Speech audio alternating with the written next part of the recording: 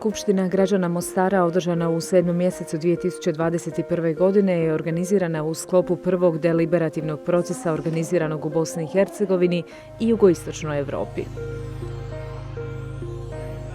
Skupština je okupila na jednom mjestu 47 nasumično odabranih građanki i građana Mostara koji predstavljaju demografsku kompoziciju grada.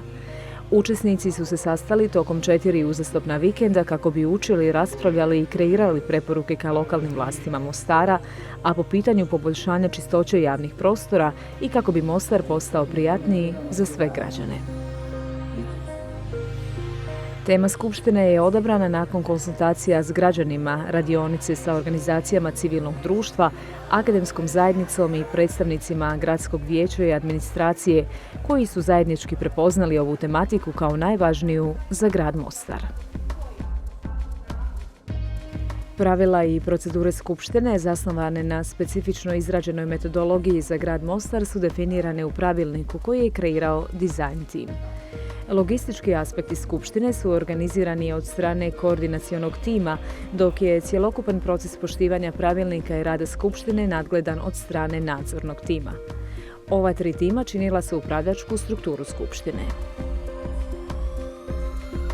Članovi Skupštine imali su priliku da uče po pitanju teme od 15 međunarodnih i lokalnih eksperata i partnera koji su podijelili iskustvo i znanje uživo i online, dijeleći različite perspektive i prijedloge po pitanju teme. Također su saslušali o primjerima dobrih praksi drugih gradova u zemlji i regionu i dobili informacije od predstavnika gradske administracije.